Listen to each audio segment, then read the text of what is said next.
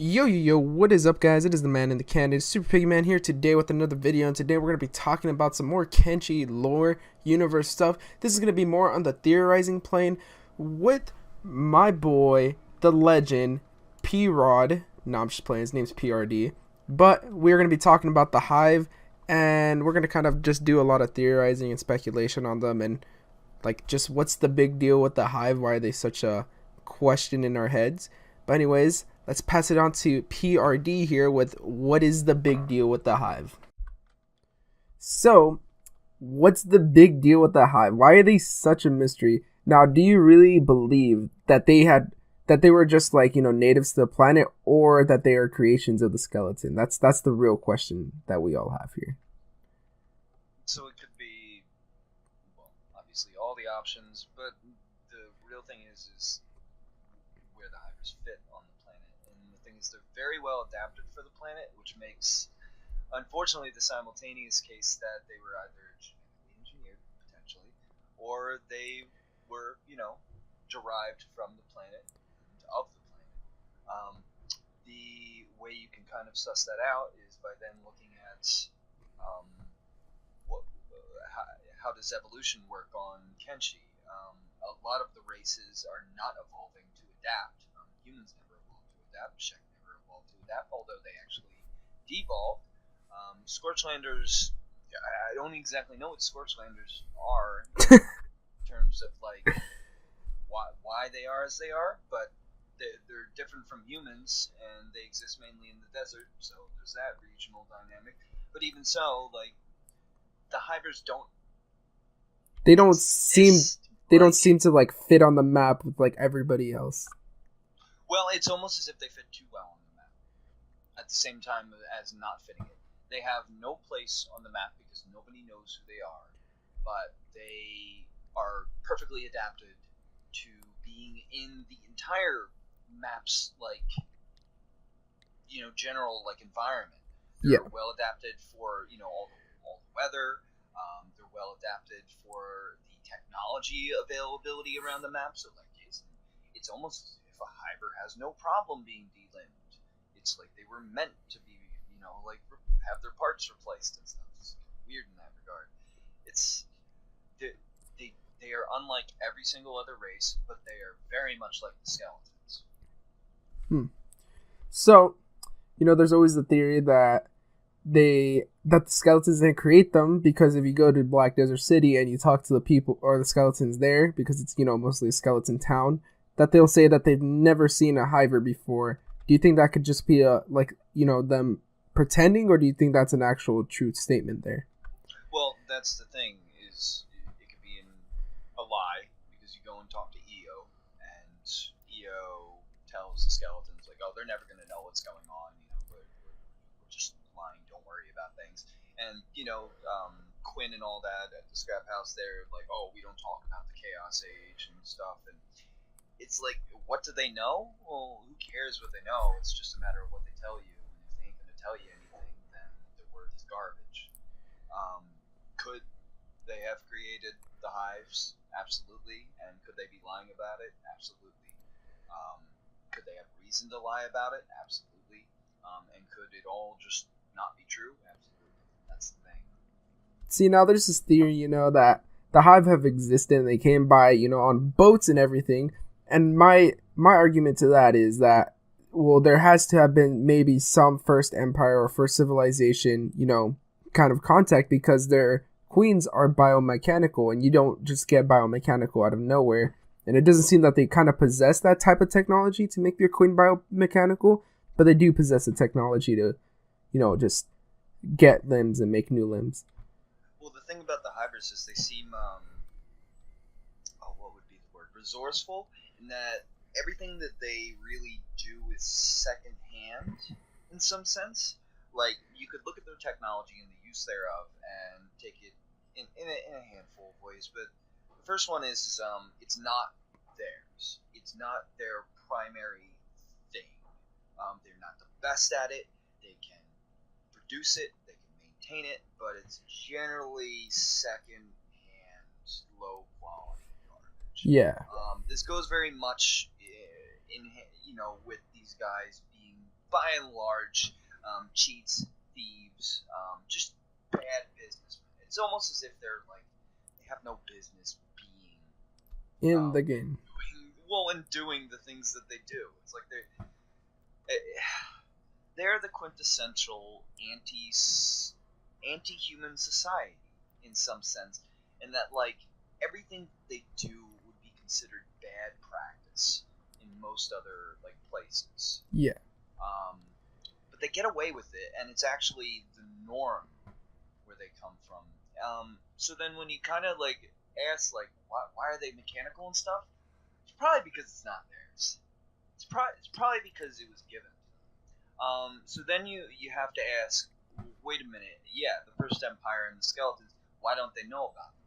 Because the skeletons have access to, spacer technology. They have the space elevator, they have the satellites, they know they're up there. They've been around here since the fall of the highest of civilization that ever existed on Kenshi.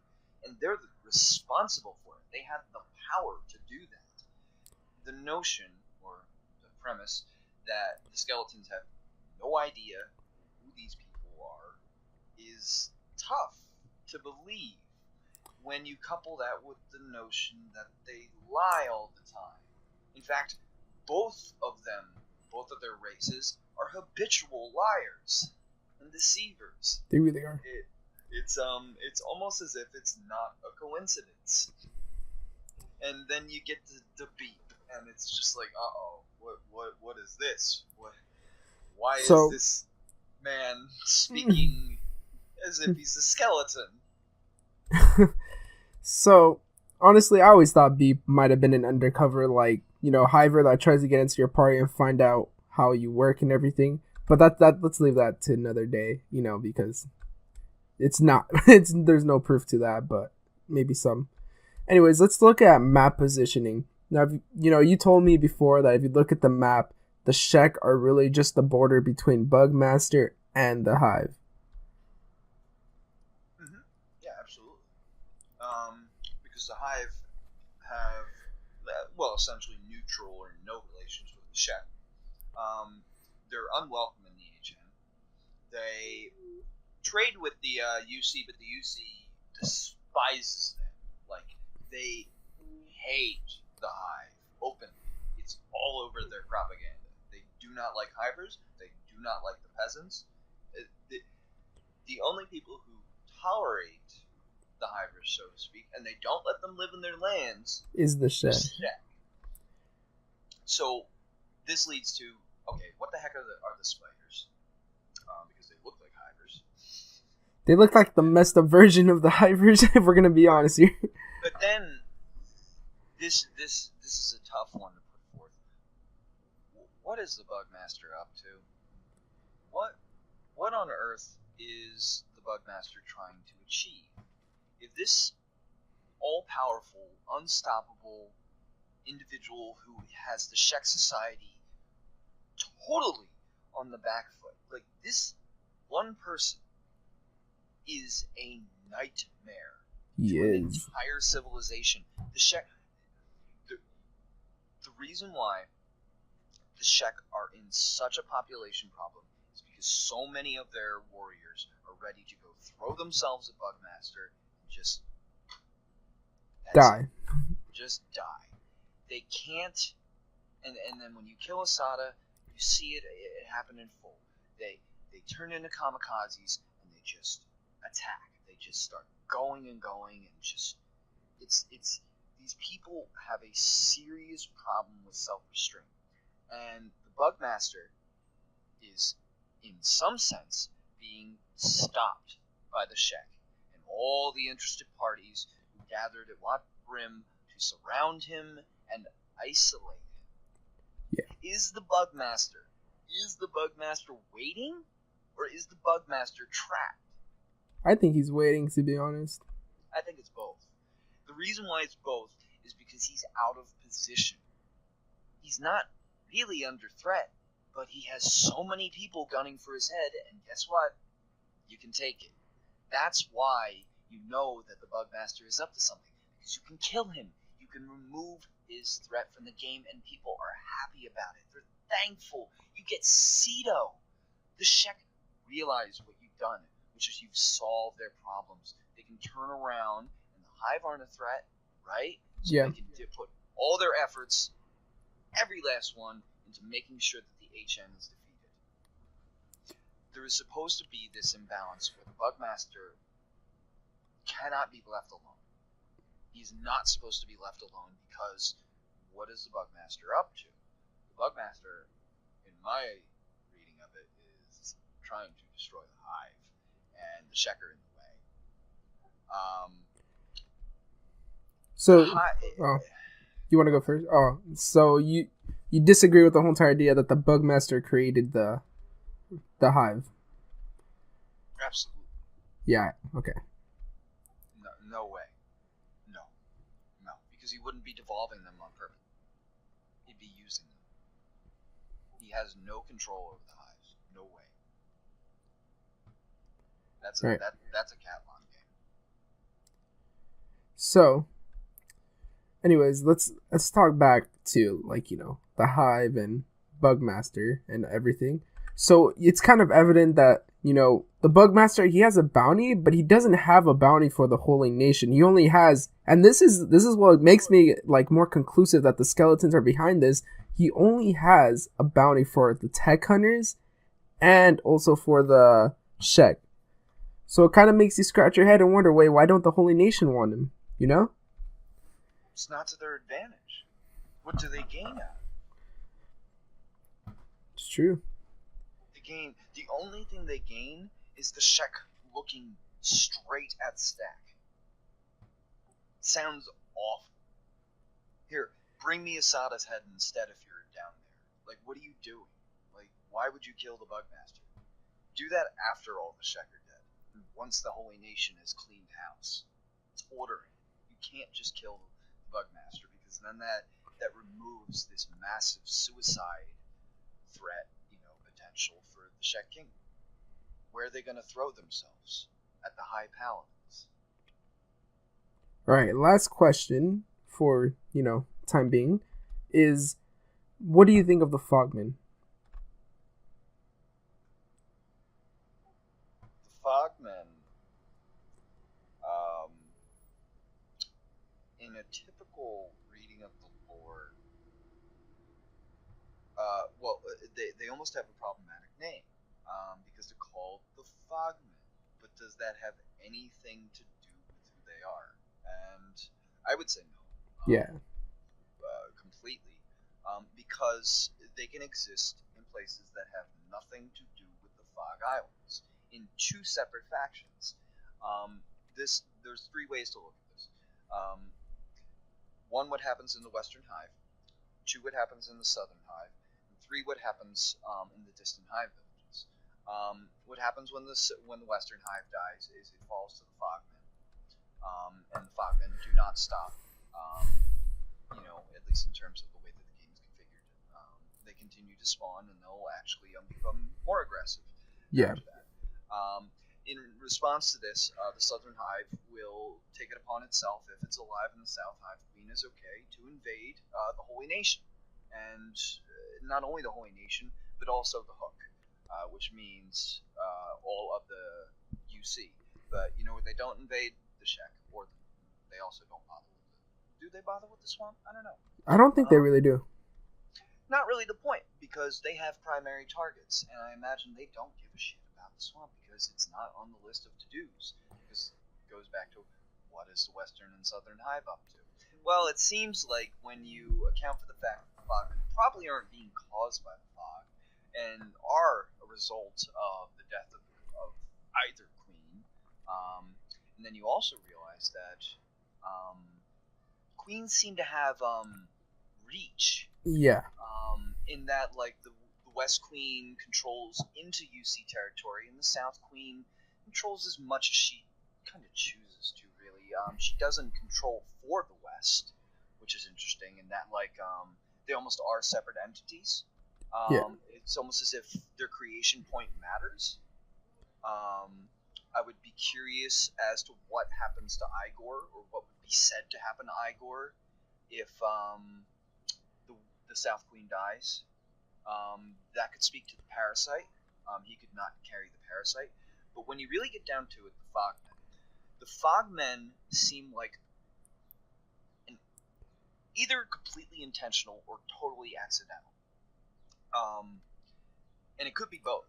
And that's the fun part about it is when the queen dies, the Hivers turn into Fogmen. And you could say that's an accident in that, like, they may have the propensity or the ability or, like the consequence of turning into Fogmen because the queen no longer controls the hive mind properly, and the mechanism for it, pheromones or whatever.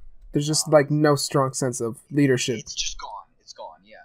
But the other one is why do Fogmen exist then, while especially close to the hives, while the queens are perfectly fine?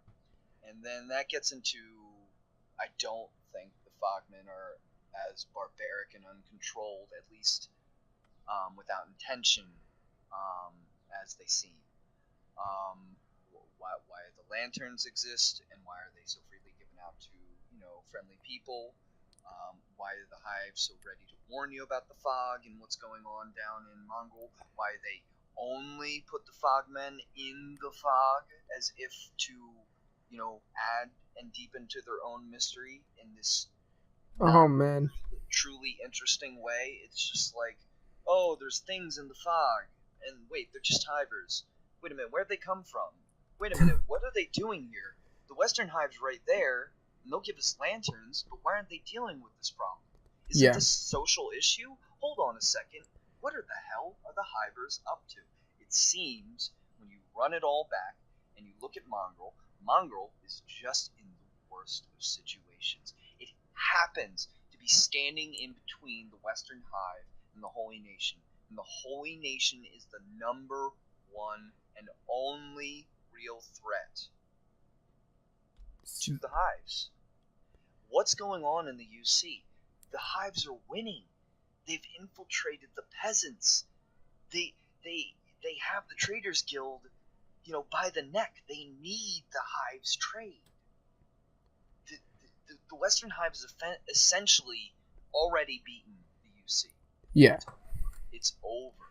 It's a fight, and it's further over because the HN made the mistake of invading Bast and weakening the UC. So now the UC never had a chance. The Red Rebellion was the complete setup for this, because the UC has been tumbling backwards ever since, and the Hives have been moving forwards. Yeah. They're everywhere. The Shek fell back, the UC fell back, the HN moves forward, and everybody knows where the Hives are going. Straight to the middle of the map. Because it's what their configuration dictates, it's what the Fogmen are trying to do, it's what the Western Hive completely avoids. It seems almost written without being written. It's kind of like by proxy. It's like implied. It's implied. It's just never stated that the Hives are trying to destroy human society. Wow. And then, if they're trying to destroy human society, why only human society? Why not the Shek? It's probably because they've got some sort of agenda being fed to them. Who are the queens? I think they're mind slaves of somebody a little bit more powerful than any queen or prince. Yeah. Well, thanks for the time, PRD. And also, we will be featuring PRD in future videos. That will be a surprise for when he comes on and all that good stuff. But hopefully you guys do enjoy. Remember to leave a like and subscribe. We're like, I think about 73 away from 500. So hopefully you guys do enjoy. Peace.